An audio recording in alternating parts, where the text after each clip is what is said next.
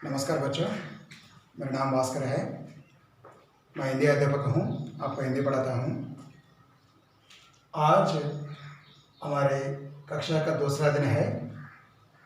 कल मैं आपको बता चुका हूँ कि जिस देश में गंगा बहती है पाठ के बारे में समझ में आ रहा है। जिस देश में गंगा बहती है नामक पाठ के बारे में बता चुका हूँ। इस पाठ की विधा क्या है बताइए। कविता पाठ है। कविता पाठ है। ये कविता जो है सिनेमा के गीत है। सिनेमा के गीत है। इस सिनेमा के गीत को आपको पाठ के रूप में दिया गया है। पाठ के रूप में दिया गया है। और इसके गीतकार यानी कवि कौन है? शैलेंद्र कुमार है। शैलेंद्र कुमार है। समझ में आ रहा है? शैलेंद्र कुमार है। शैलेंद्र कुमार के बारे में मैं आपको जानकारी दिया। क्या है? शैलेंद्र कुमार कौन से सिनेमा जगत के प्रमुख गीतकार है? बोलिए।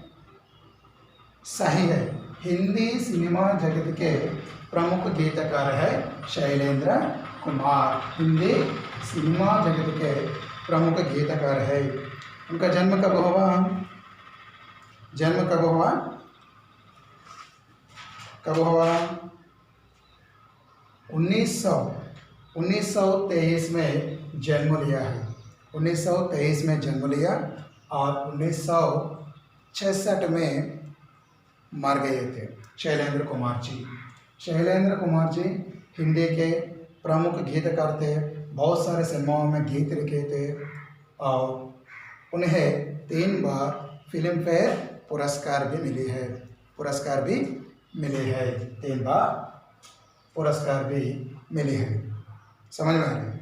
और यहाँ इस पाठ में शैलेंद्र कुमार जी ने किसके बारे में बताया? किसके बारे में बताया? क्या बोल सकते हैं? क्या किसके बारे में बताया? भारतवासी के गुणों के बारे में। भारतवासी किस तरह के आदमी है, किस तरह के गुण है उनमें, उसके बारे में बताया गया है शैलेंद्र कुमार के द्वारा। शैलेंद्र कुमार जी ने भारतवासियों के गुणों के बारे में वर्णन किया है। आप लोग जान चुके हैं कल भारतवासी किस प्रकार के बातें करते हैं। किस प्रकार के बातें करते हैं?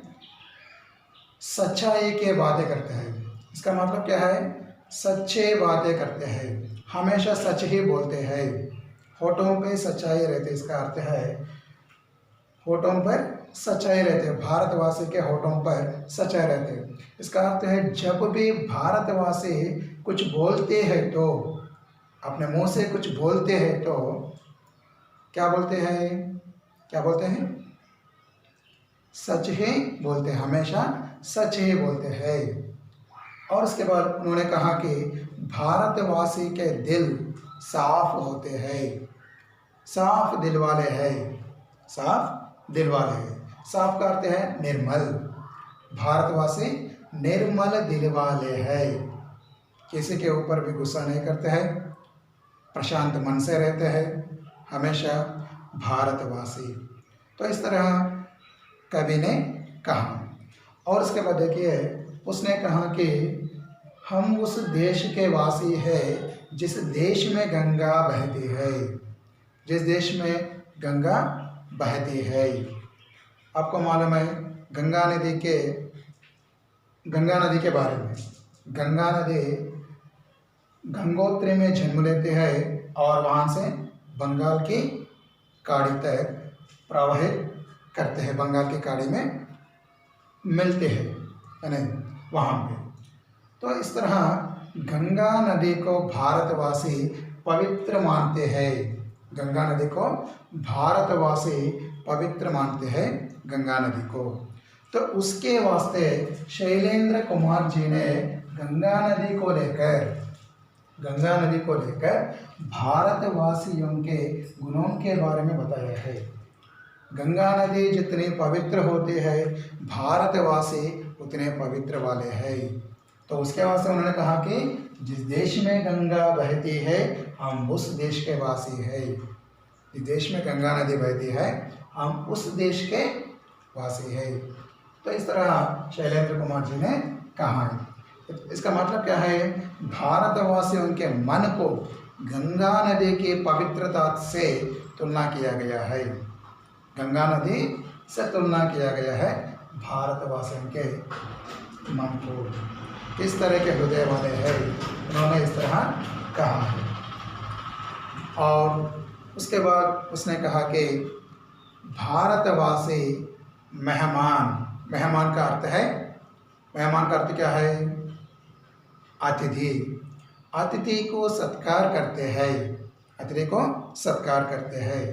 अगर हमारे घर में कोई अतिथि आए तो हम उसका सत्कार करते हैं, गौरव देते हैं, यानी आदर करते हैं, अतिथि को आदर करते हैं।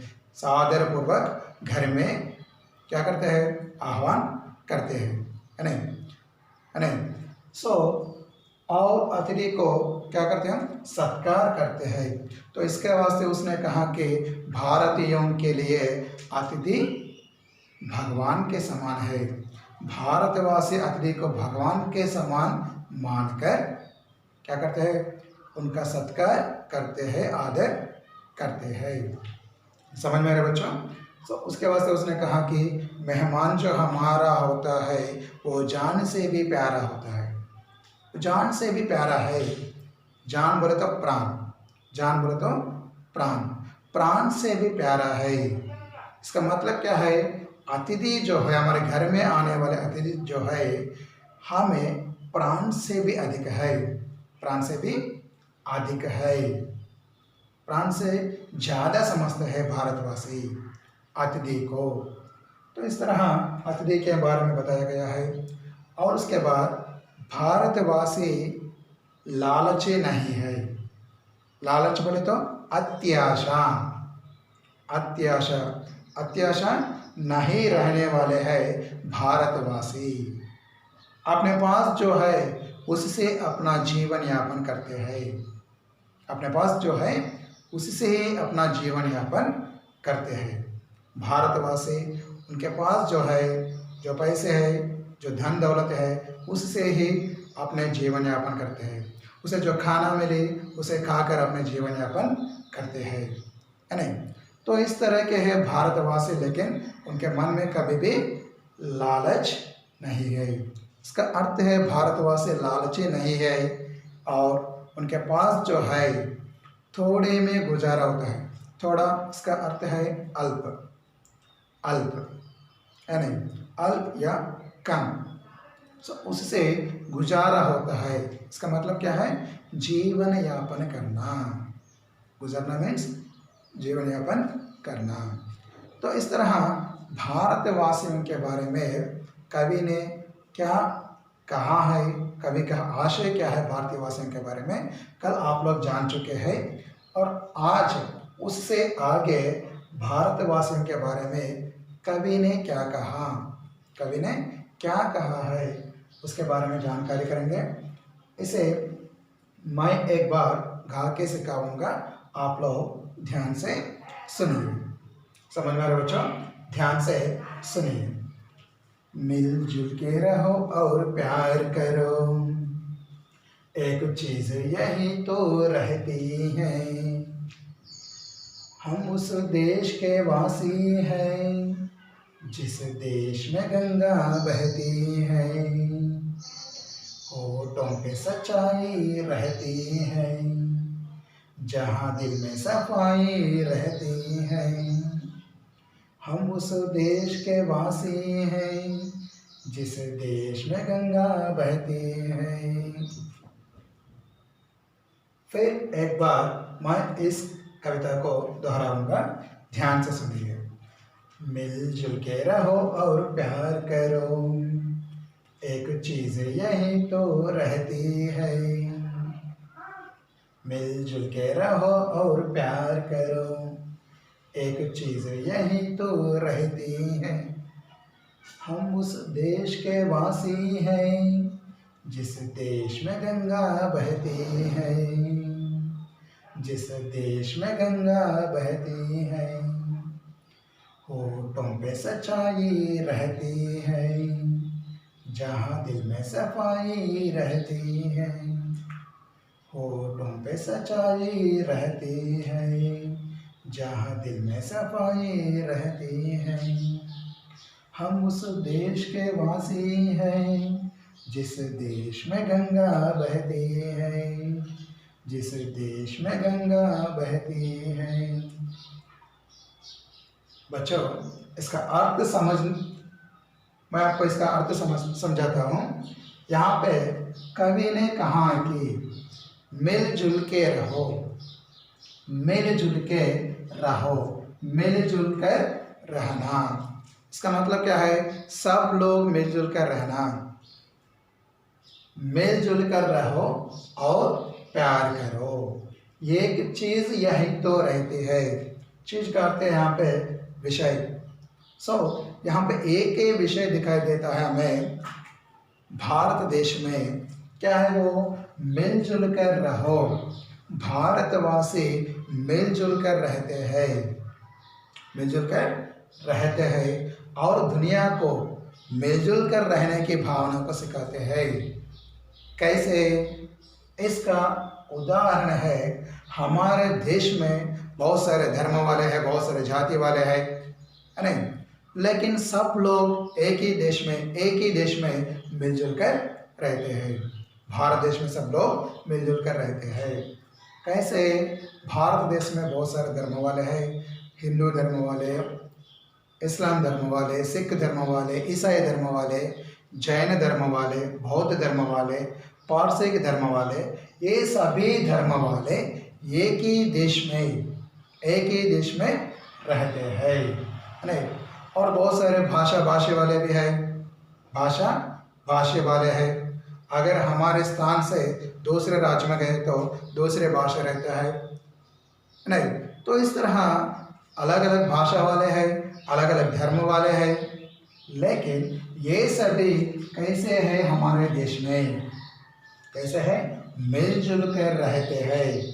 ये सब लोग मिलजुल कर रहते हैं और एक दूसरे से प्यार करते हैं, प्रेम करते हैं, नहीं तो स्नेह करते हैं, एक दूसरे से प्यार करते हैं सब लोग।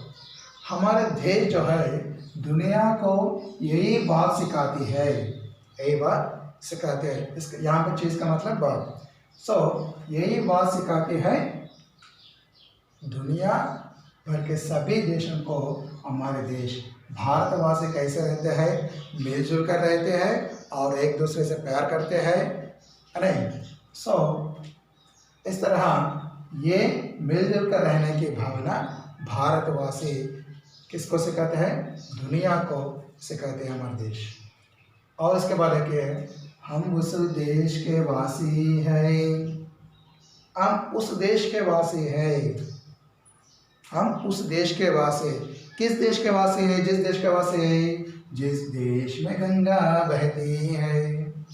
कवि ने यहाँ पे भारतवासी बोल के सीधा नहीं कहा है, क्योंकि गंगा नदी को लेकर गंगा नदी को लेकर कवि ने यहाँ पे बताया है कि हम उस देश के वासी हैं जिस देश में गंगा नदी बहती है।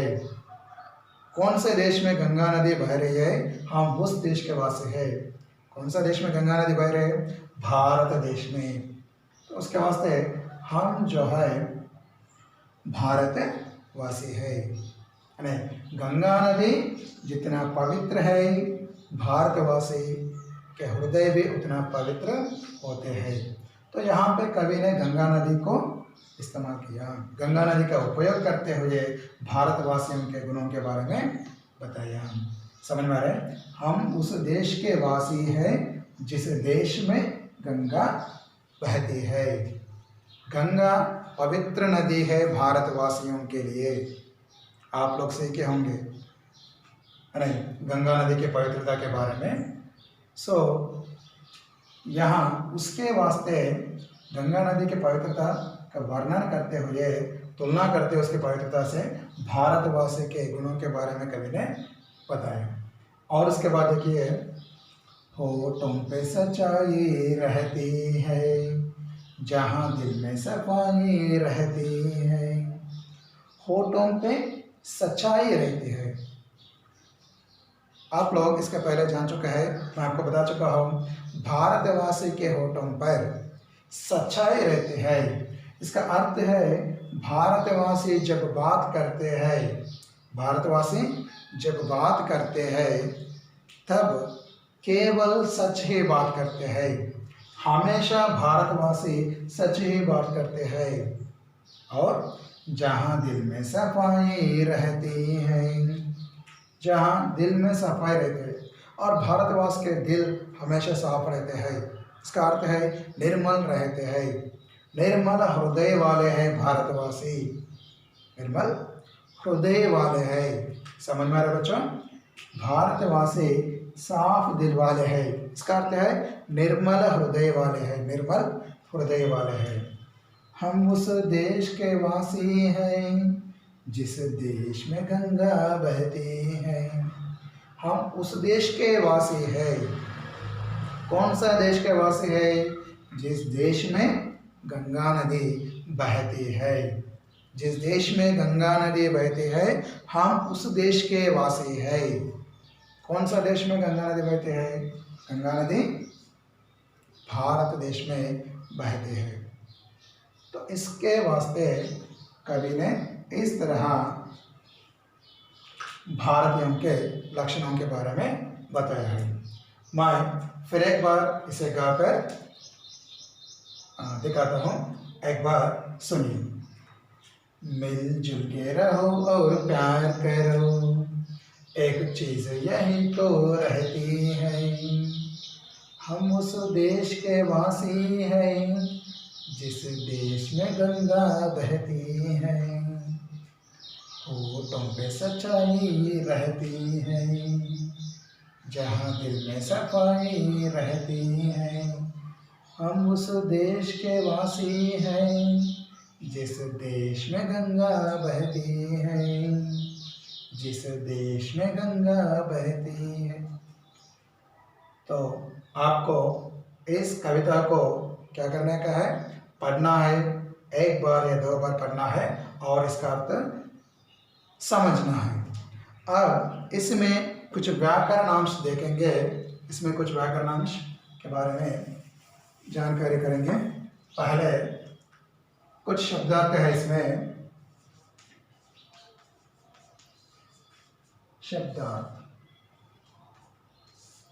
शब्दार्थ क्या है? प्यार, इसका अर्थ है प्रेम। प्यार का अर्थ है प्रेम, है स्नेह भी। और उसके बाद चीज, इसका दोनों अर्थ है। एक जो है बात यानी विषय, और दूसरा जो है वस्तु। जिस तरह तेलुगु में आपको मालूम है नाना अर्थाలు होते हैं, एक ही शब्द के लिए बहुत सारे अर्थ रहते हैं। संदर्भ के अनुसार, समझ में आ रहा है, संदर्भ के अनुसार उनका उपयोग करते हैं। यहाँ पे चीज बोले तो बात यानी विषय, यहाँ पे चीज बोले तो बात है, लेकिन दूसरा अर्थ भी है, वो जो है वस्तु। चीज बोले तो बात और दूसरा जो है वस्तु भी है। नहीं, देश, देश का अर्थ है राष्ट्र, देश। समझ में आ रहा है? बहना, बहना मीन्स बहना, इसका अर्थ है प्रवाहित करना, प्रवाह, प्रवाह, प्रवाह मतलब फ्लो, प्रवाह। समझ में आ रहे? तो ये जो है इसमें रहने वाला शब्दार्थ है। और इसके बाद देखिए कुछ विलोम शब्द भी है। विलोम शब्द। विलोम शब्द बोले तो क्या है, क्या है, सही है, उल्टे अर्थ वाले शब्द है। विलोम शब्द बोले तो उल्टे अर्थ वाले शब्द, इसका अर्थ है विलोम शब्द।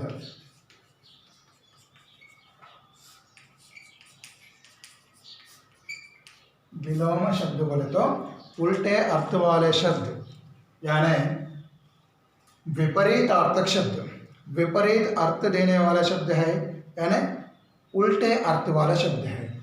इसमें है प्यार। प्यार बोले तो प्रेम, प्यार का मतलब है प्रेम यानी स्नेह, नहीं। इसका विलोम शब्द जो है, प्यार का विलोम शब्द जो है द्वेष। द्वेष, प्यार का विलोम शब्द क्या है, प्यार का विलोम शब्द द्वेष है, द्वेष। और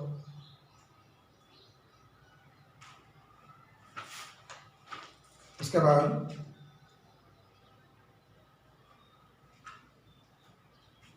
सच। सच्चाई का रूप है सच। सच, झूठ, झूठ, सच झूठ, समझ में आ रहे हैं, सच झूठ।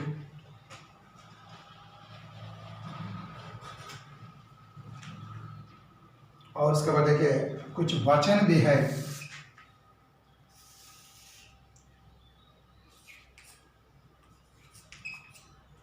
वचन, एक वचन से बहुवचन, एक वचन बहुवचन।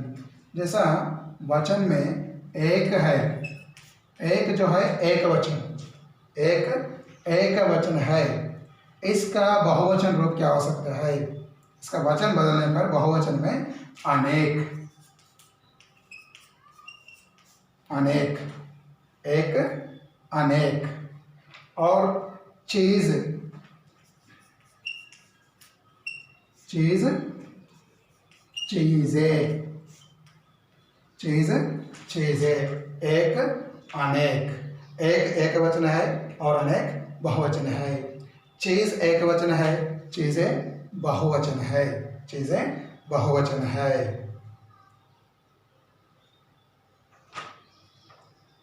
और उसमें मुहावरे भी है। मुहावरा,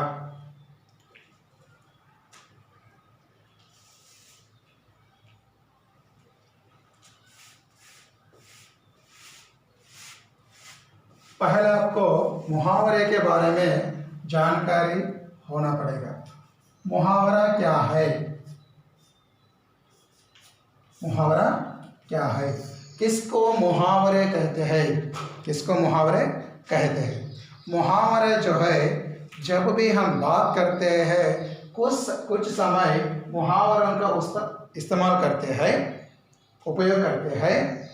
क्यों बोले तो डायरेक्ट इसका अर्थ जो है मुहावरे का विशेष अर्थ रहता है, विशेष अर्थ रहता है। मुहावरे सीधा अर्थ ना देकर एक प्रकार का विशेष अर्थ देते हैं, तो उस समय मुहावरे का इस्तेमाल करते हैं। जैसा एक लड़का बहुत रो रहा है, लेकिन इसके बजाय बच्चा रो रहा है, तो क्या कहते हैं, कैसे बोलते हैं, लड़का फूट फूट कर रो रहा है नहीं, लड़के ने फूट फूट कर रोया था, तो इस तरह कहते हैं हम, है नहीं। सो मुहावरा क्या करते हैं, एक विशेष प्रकार के अर्थ देते हैं। सो इसे हम मुहावरे करते हैं। सीधा अर्थ ना देकर एक विशेष प्रकार का अर्थ होता है, उसका एक विशेष प्रकार का अर्थ देता है। इसमें एक मुहावरे है पाठ में, जान से प्यारा होना, नहीं, जान से प्यारा, जान से प्यारा होना,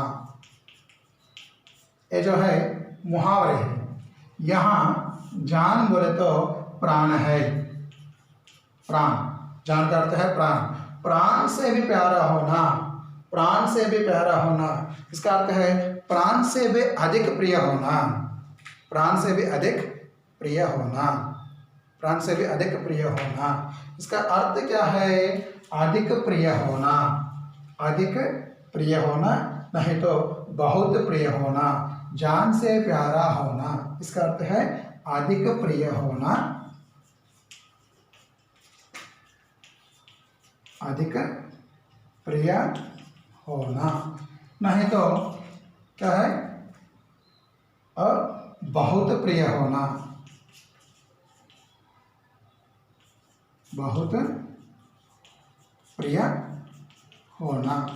ये मुहावरे जो है, जान से प्यारा होना मुहावरे है, लेकिन इसका अर्थ ये जो है, एक जो है अधिक प्रिय होना है ना, बहुत प्रिय होना। तो जब कुछ लोग किसी के बारे में अधिक प्रिय होना इसका इस्तेमाल करते समय, इसका उपयोग करते समय जान से प्यारा होना इसका उपयोग किया जाता है। तो इस तरह ये मुहावरे है। मुहावरे क्या है? मुहावरे किसे कहते हैं? मुहावरे जो है सीधा अर्थ ना देकर एक विशेष प्रकार का अर्थ देते हैं, तो इसे मुहावरे कहते हैं। समझ में आया बच्चों? तो इससे पहला पार्ट हो गया। आपको इसमें दिए गए प्रश्नों के उत्तर लिखना है, दिए गए प्रश्नों के उत्तर लिखना है, लिख लीजिए, फिर एक बार इस पाठ को पढ़िए। धन्यवाद।